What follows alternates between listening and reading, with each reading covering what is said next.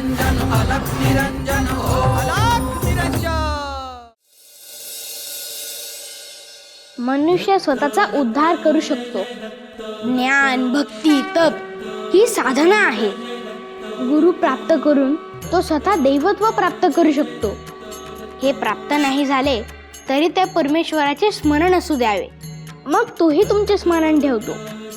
तुम्ही सुखात असलात, दुःखात असलात की त्याला समजते, म्हणून गुरुला शरण जा। तो भगवंताकडे घेऊन जाण्याचा मार्ग प्रशस्त करतो।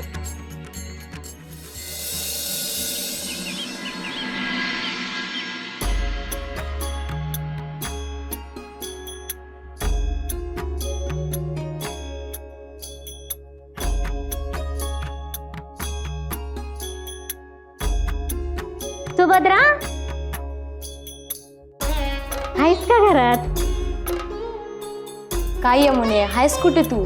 अगं सुभद्रे, काय सांगू तुला, 4 दिवस माहेराला गेले होते, माईला पाहिलं नव्हतं ना। बरं ते जाऊ दे, तुम्ही समधी कशी आहेसा? काय सांगू तुला, फार मोठ्या संकटातून बाहेर पडलो। त्या महामारीच्या साथीत आमच्या यांची प्रकृती एवढी खालवली होती ना, जीवावर बेतलं होतं म्हण।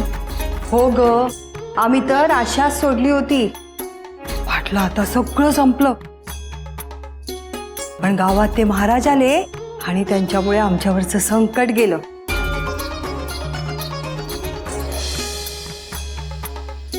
आदेश आदेश अलख निरंजन निरंजन निरंजन निरंजन। तुम्ही बरे झालात, तुम्हाला जाग आली। होय, तिच्या कुंकवाची रक्षा झाली।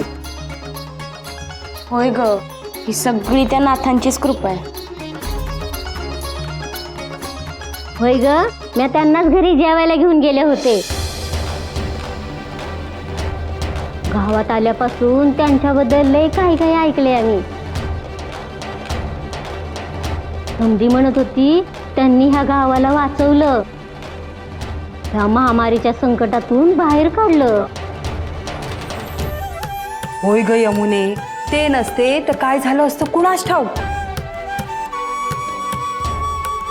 या गावात कुणाची विचारपूस करायला सुद्धा माणूस उरला नसता।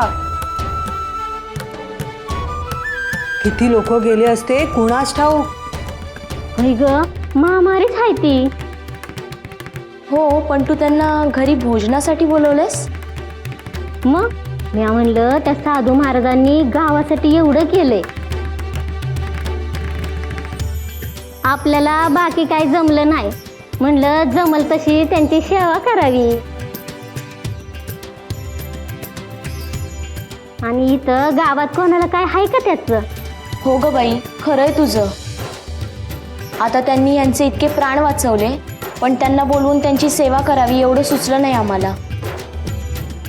खरंच यमुने, खूप मोठी आहेस। अगं कसलं काय, पण किती मोठी योगी आहे ते। एवढ्या लोकांचं प्राण वाचवणं कोणाला जमलं असतं होय ग?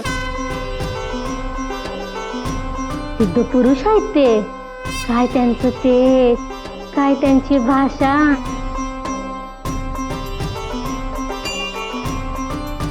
तुला सांगते, ते ना देवाचा अवतारच वाटतात।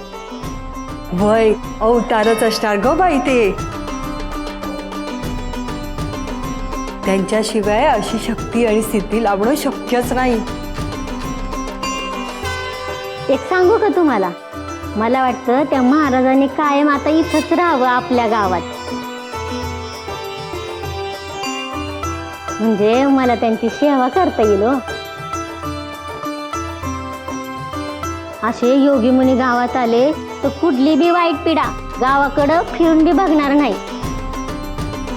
होय ग, खरंय तुझं यमुने, पण ते ऋषी मुनी एकाच जागी नाही थांबत,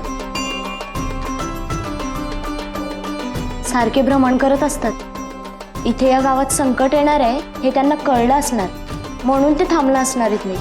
वय वय, ते समजत जाणत असणार। हो हो, खरंच जाणत असणार ते सगळं काही। तुला सांगते यमुने, आता माझी अशी इच्छा आहे, ते इथून जाण्यापूर्वी एकदा तरी त्यांच्या पायावर डोकं ठेवावं आणि आमच्याकडून काही चुकी झाली असल्यास त्यांची माफी मागावी. होय सुभद्रे, हे करायलाच हवंस. जा आणि डोकं ठेव त्यांच्या पायावर. देवच ते मुनींच्या रूपात आलेले.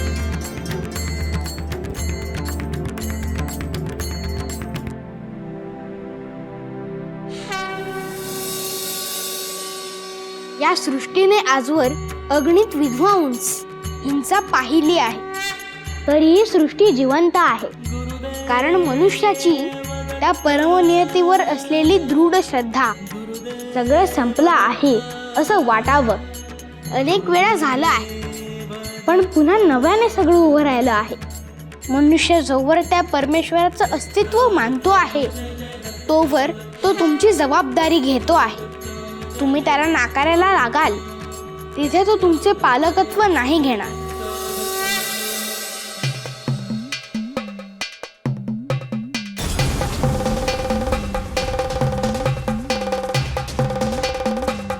भगत, घरं फिरली की घराचा वासा बी फिरतोय बघा. तुम्हाला महामारीने धरलं, गावकऱ्यांनी पाठ फिरवली बघा. मला बी तसं भ्याव वाटतंय, पण गावची लोक मला जवळ करीना.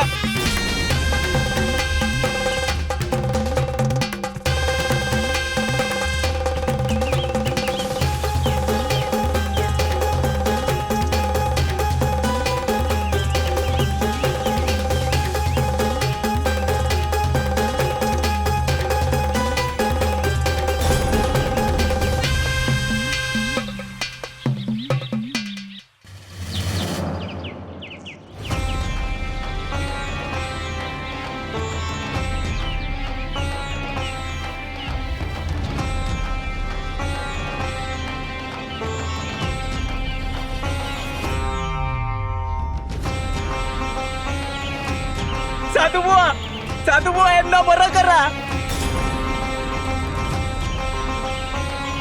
यांच्याशी देवी आई बोलत होत ना, मग काय झालं?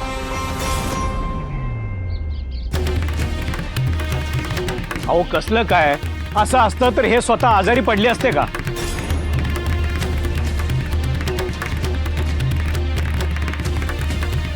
आता म्या तरी काय सांगू.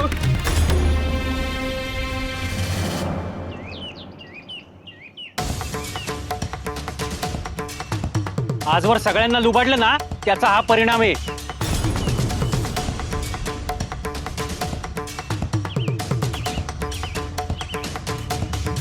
अहो वैद्यांनी मी हात टेकलं बघा.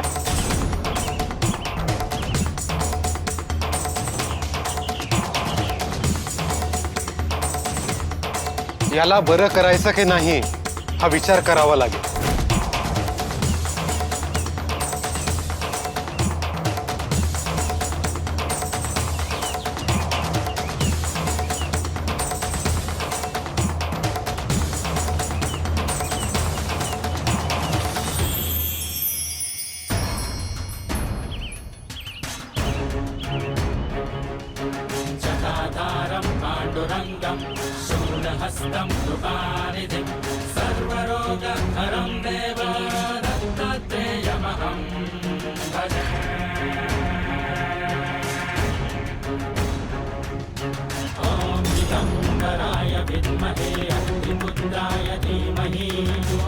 शुभम भवतु.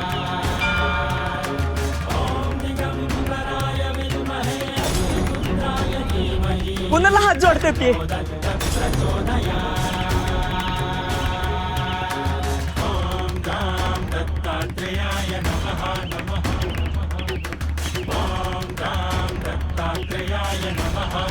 हा भगत वाईट जरी वागला असला तरीही त्याला एक संधी द्या.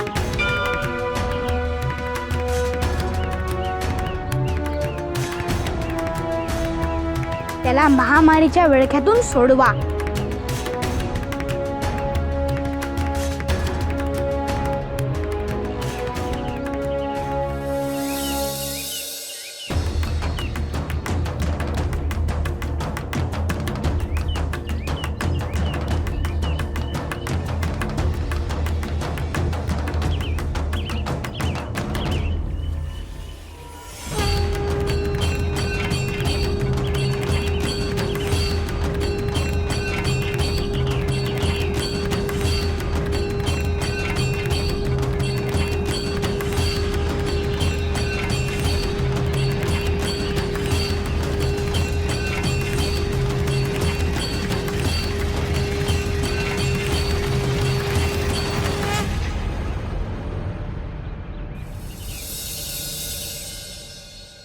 या सृष्टीत अनेक गूढ रहस्य आहेत. ती मनुष्याला समजणं सोपं नाही, कारण त्यासाठी विशेष दृष्टी हवी आणि ती दृष्टी अशी सहजासहजी मिळत नाही. त्यासाठी गुरु हवा आणि कठोर साधना हवी. नाथांकडे ती दृष्टी आहे म्हणून ते दिव्य आहेत. ते त्रिकाल ज्ञानी आहेत. त्यांना या सृष्टीतले सगळे रहस्य ठाऊक आहे.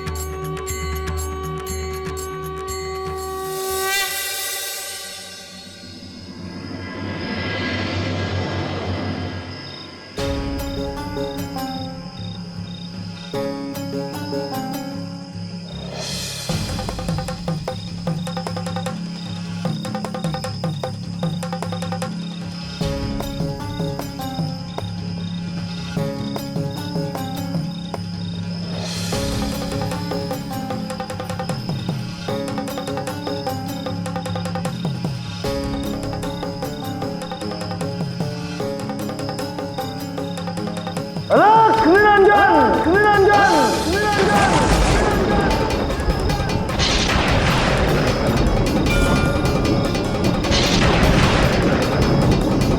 अलख निरंजन निरंजन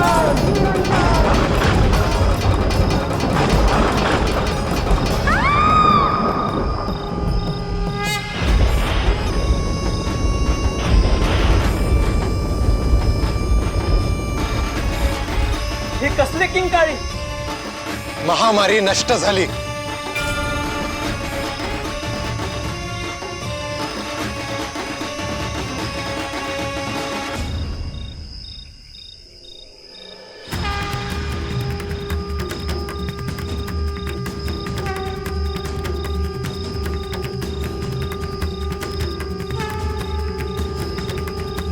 मी शुद्धीत नव्हतो तेव्हा तुम्ही मला नारायणाच्या रूपात दिसलात.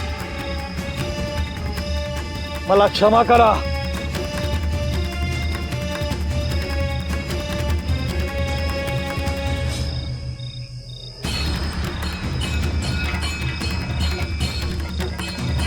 आता लोकांची आणि मुक्या जीवांची सेवा करा.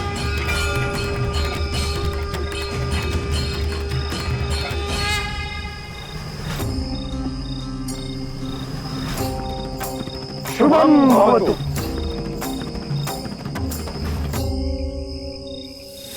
कसला तरी आवाज आला ना. हो ग, मीही ऐकलं. मी म्हणते जाऊन बघायचं का आपण? जायला हरकत नाही, पण तरी मला भीती वाटते बाई. जेव्हापासून त्या महामारीचं ऐकलंय तेव्हापासून घराच्या बाहेर पडायलाच नकोसं वाटतं बघ. मी म्हणते त्या भक्तातच काहीतरी असणार.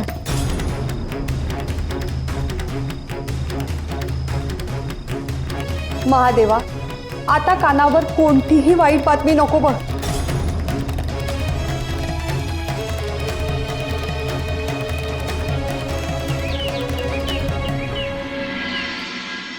प्रत्येक नाथांचं स्वतःचं वैशिष्ट्य आहे.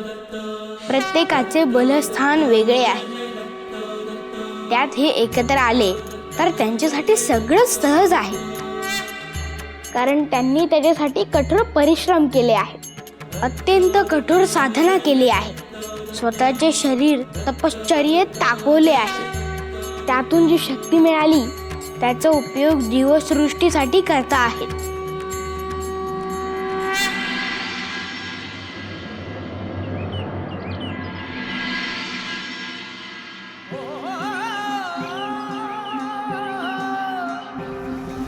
भस्मांकित शिवस्वरूप ललाटी शोभते त्रिपुंड सिद्ध योगी वितरागी धग धगते तेज कुंड सज्जनासी संजीवन दुरितांचे निर्दालन जगदोद्धारास्तव जणू प्रकटति नवनारायण सृष्टीच्या स्पंदनात काळाच्या मंथनात दुम दुमतो दुम दुमतो दुम दुमतो दुम दुमतो एक नाद व्यापुनी त्रिभुवन अलख निरंजन अलख निरंजन अलख निरंजन हो आदे निरंजन अलख निरंजन अलख निरंजन हो अलख निरंजन अलख निरंजन अलख निरंजन हो अलख निरंजन। शुभम भवतो। गुरुवर, आपण ध्यानातून बाहेर आलात आणि आम्हाला दर्शन दिले, यानेच आम्ही धन्य झालो। तुम्हा सगळ्यांना भेटण्याची माझीही इच्छा होतीच। मला एकांत हवा होता आणि तो मिळाला। आता आपण पुढे जाऊया। गुरुवर, आपण आमच्या सोबत आलात तर तुमचा सहवासही लाभेल आणि जे कार्य हाती घेतले आहे तेही सुलभ होईल। होय,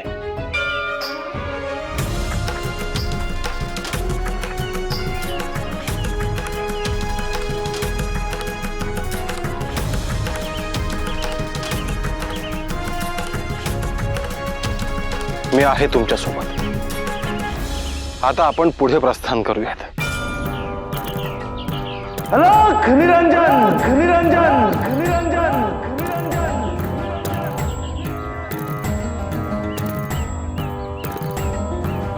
अलख निरंजन अलख निरंजन अलख निरंजन हो अलख निरंजन अलख निरंजन अलख निरंजन अलख निरंजन हो अलख निरंजन अलख निरंजन हो अलख निरंजन।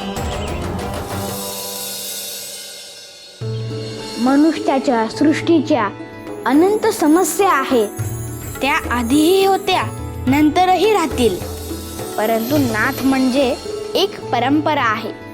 त्यांनी अशा कार्याची स्थापना केली आहे की जे अखंड सुरू राहील। भविष्यात सदैव नाथ दिसणार नाहीत, परंतु सूक्ष्म रूपाने त्यांचे कार्य सुरू राहील। मुळात सज्जनांना आधार वाटावा आणि त्यांचे जगणे सोपे व्हावे, हाच त्यांच्या कार्याचा हेतू आहे। जे अशुभ आहे ते बाजूला सारून सत्य धर्म याला नाथ जाग करत राहतील। नवलांकित नवरूपात तेजोमय जणू प्रपात नवलांकित नवरूपात तेजोमय जणू प्रपात अद्भुत चैतन्य रूप विहरती चराचरात दुम दुम तो दुम दुम तो दुम दुम तो दुम दुम तो एक नाद व्यापुनी त्रिभुवन।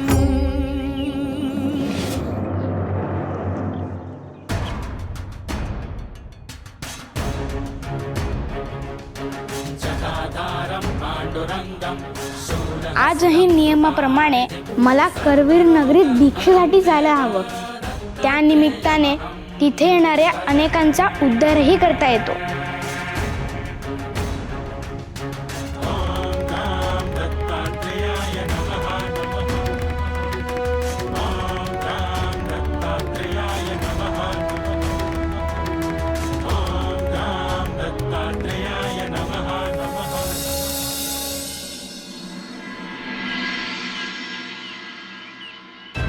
आता इथूनच पुढे वस्ती आहे। कोणीतरी एकाने जाऊन भिक्षा घेऊन या। गुरुवर, आपण अन्नपूर्णेला सांगितलं तर? नाही गोरक्षा, म्हटलं तर आत्ता इथे आपल्याला पंचपक्वान्नही मिळतील, परंतु भिक्षा मागण्याचा आपला नियम आहे, त्याला दुसरा कुठलाही पर्याय नको। गुरुवर, तुम्ही इतक्या दिवसांनी आमच्या सोबत आहात म्हणून आनंद सोहळा व्हावा असं वाटलं।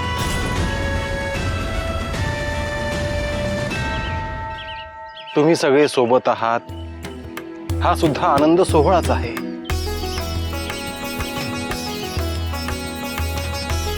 गुरुवर, मी भिक्षा घेऊन येतो। मला आज्ञा आहे, मी जाऊन येतो। तुम्ही सुकी लाकडं गोळा करा, म्हणजे चूल पेटवून प्रसाद करता येईल। येतो गुरुवर।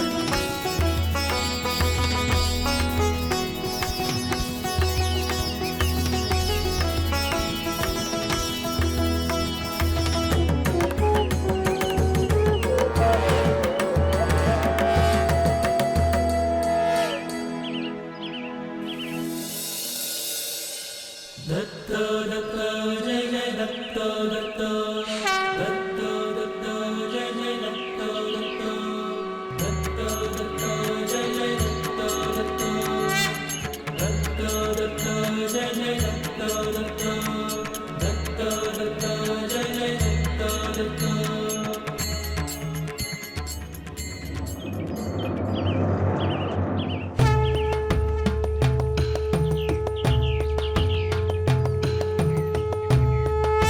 तर मी स्वतः भिक्षा मागायला जाण्याची काहीच आवश्यकता नाही. मी माझी झोळी पाठवली तरीही भिक्षा येईल. तोवर मी ध्यानात राहीन.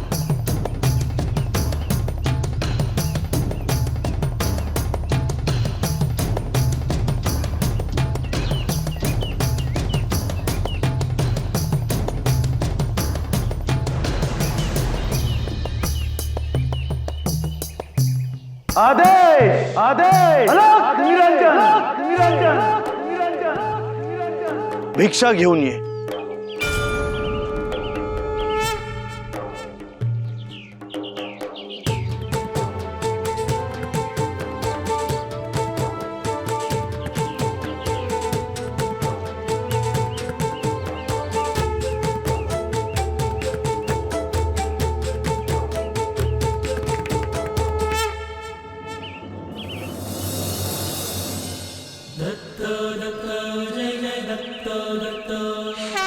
आधी अंबाबाईला भेटून आलं पाहिजे, मगच तिच्या नगरीत भिक्षा मागता येईल.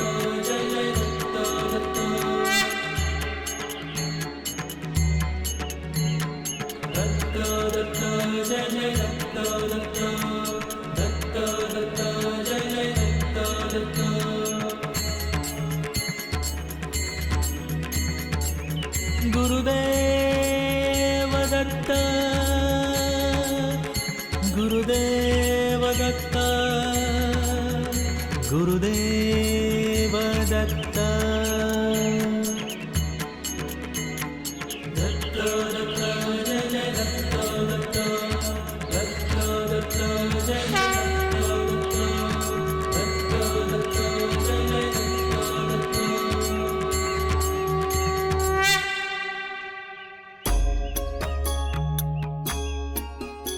हे लक्ष्मी माते, तुझे दर्शन झाले की सगळा शेण निघून जातो.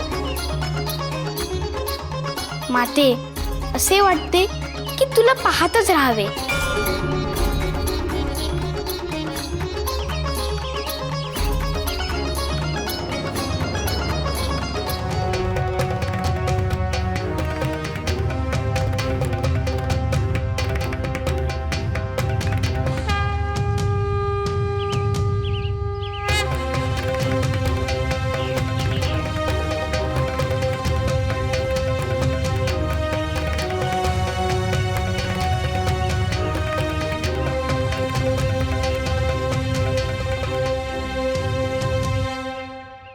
गोरक्षनाथ भिक्षा घेऊन आले की आपण भोजन करूया आणि पुढे जाऊया. होय, परंतु त्यासाठी आधी गोरक्ष भिक्षेसाठी जायला हवा.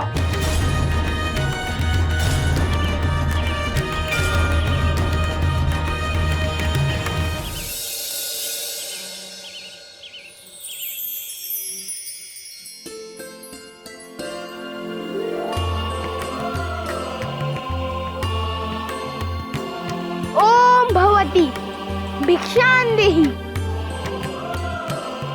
अहो, कुणीतरी महाराज आलंय. किती तेज आहे बघा. आपलं पुण्यच म्हणायचं. चला.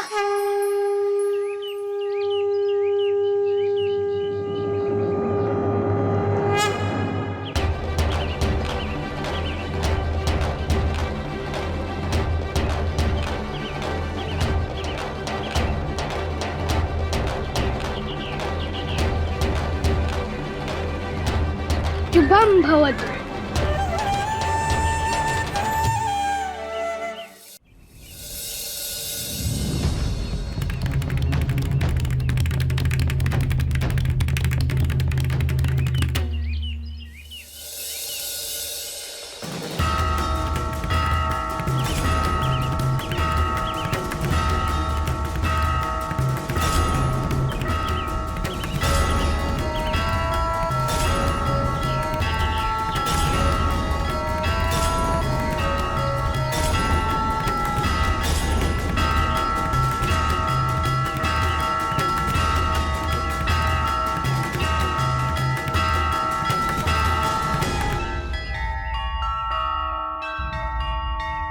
जोडी कोणाची आहे बरं?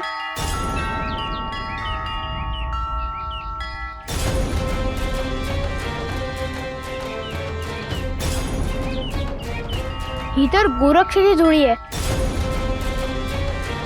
गोरक्ष भिक्षेला न जाता त्याने झोळी पाठवली आहे असं दिसतंय.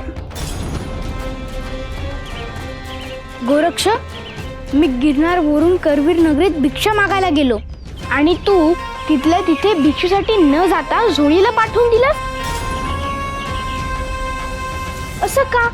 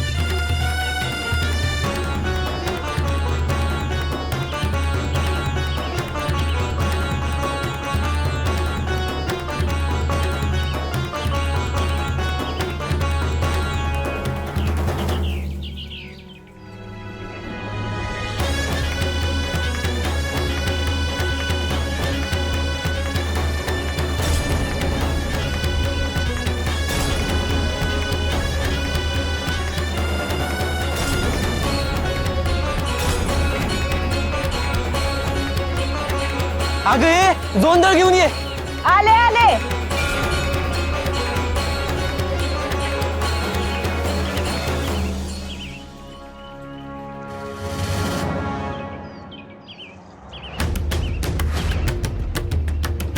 पण ही जोळी कुणाची आहे? साध्या माणसाची तर नक्कीच वाटत नाही.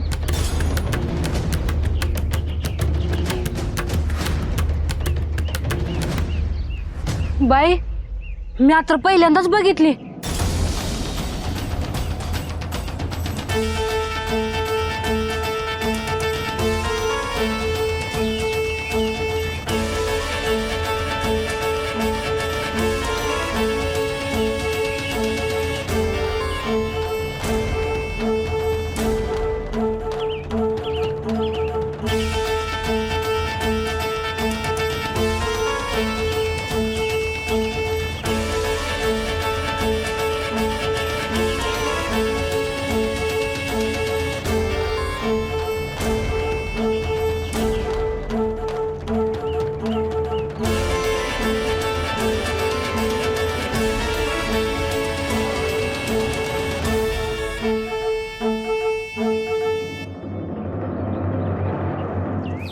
अगो भैया, भिक्षा दिली की जोळी उडत गेली.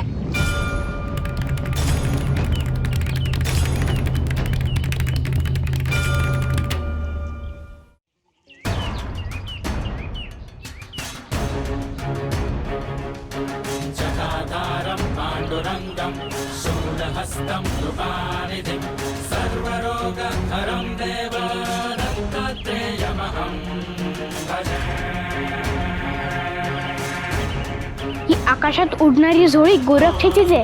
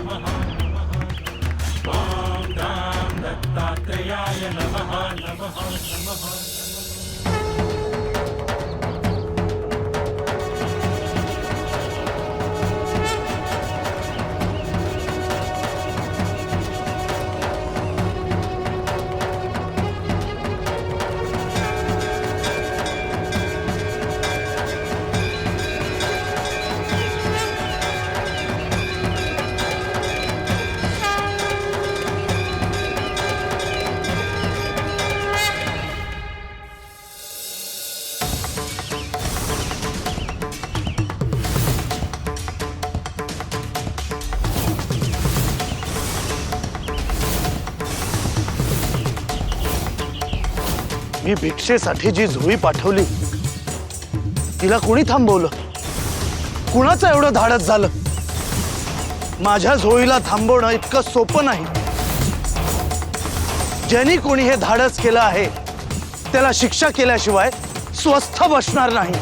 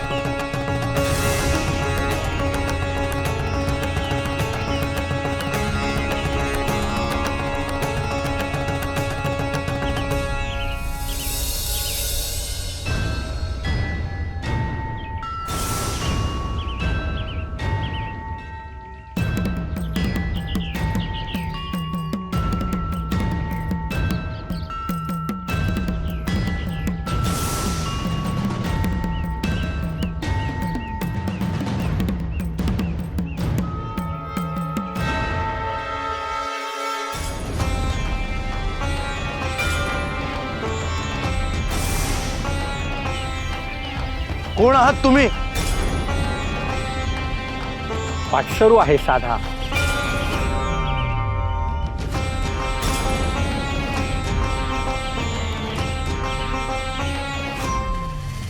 माझी झोळी तुम्ही घेतलीत?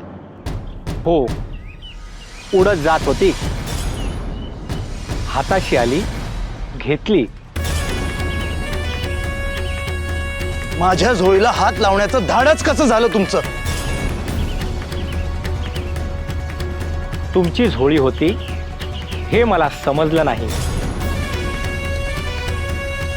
मग आता सांगतोय ना, त्यातील भिक्षा मी माझ्याकडे घेतली आहे. पण ती झोळी मी भिक्षेसाठी पाठवली होती. तुमच्या ध्यानात येत नाहीये का? पण भिक्षेसाठी तुम्ही स्वतः न जाता झोळीच का पाठवली? हे विचारणारे तुम्ही कोण? याचा अर्थ तुमच्याकडे ह्याचे उत्तर नाही. हे पहा, हा माझा संयम आहे. त्याची परीक्षा पाहू नका. मी अगदी साधा प्रश्न विचारला. तुम्हाला सांगायचं नसेल तर राहू द्या. माझी झोळी मला परत द्या.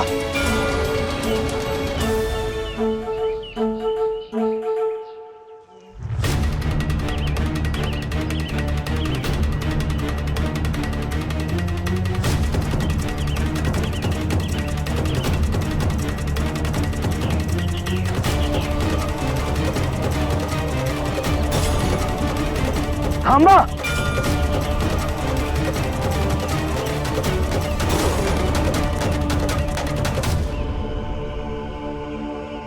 यातली भिक्षा तुम्ही पुन्हा गावात जा आणि भिक्षा मागून आणा. माझे गुरु तिथे भोजनासाठी थांबलेत आणि तुम्ही मला पुन्हा गावात जायला सांगता आहात? मी शेवटचं सांगतो आहे. खरंच माझा ऐका, तुम्ही स्वतः जाऊन भिक्षा आणा.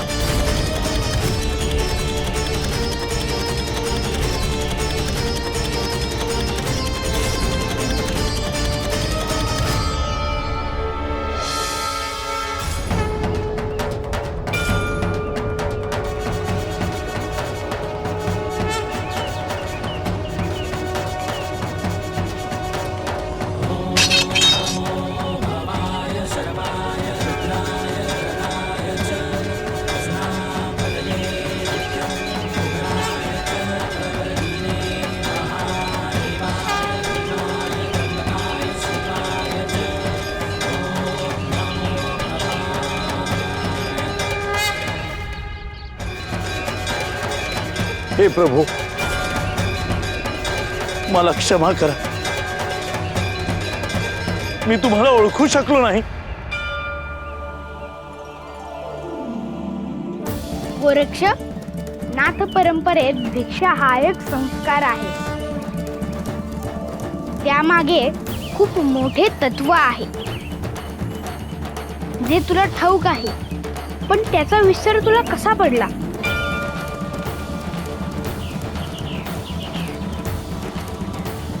क्षमा असावी प्रभू. ध्यानासाठी वेळ मिळावा हाच माझा हेतू होता. यापुढे मी माझ्या सिद्धींचा असा उपयोग करणार नाही.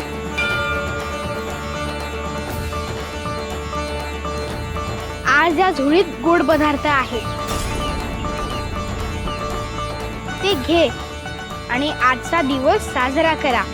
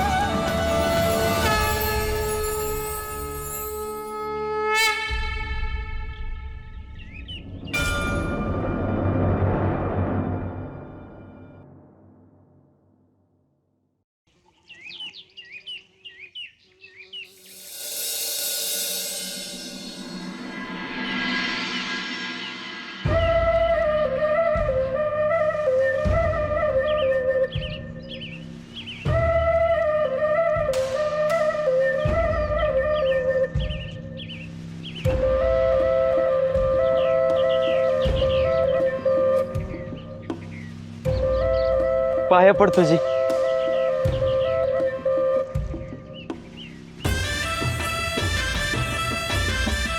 शुभम भवतु.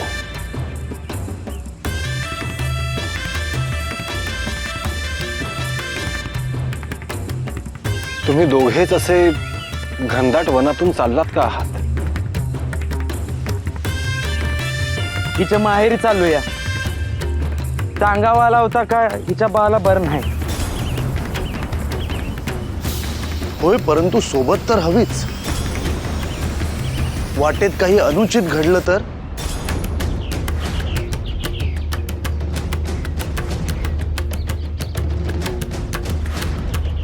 मी हेच सांगत होतो हिला, पण ऐकलं नाही ना. आता आलाच आहात तर असंच पुढे जात राहा.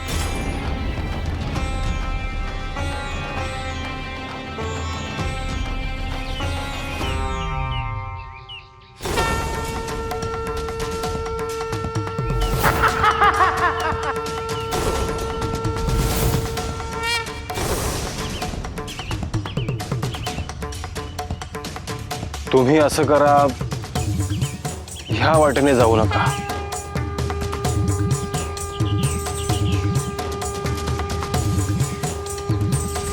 ह्या वाटेने जा. तुम्ही आमच्या चांगल्यातच सांगणार. येतो.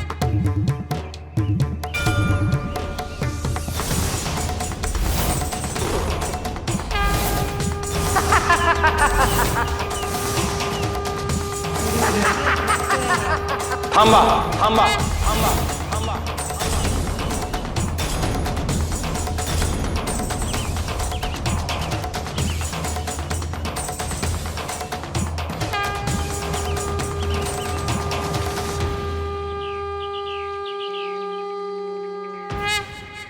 ही विभूती असू द्या.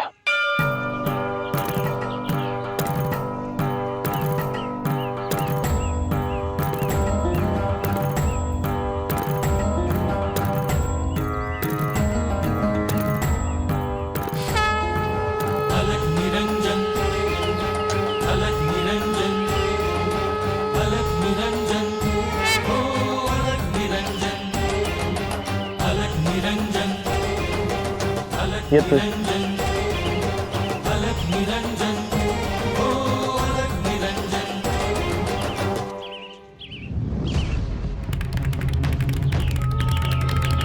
वाटेत ब्रह्म राक्षस आहे.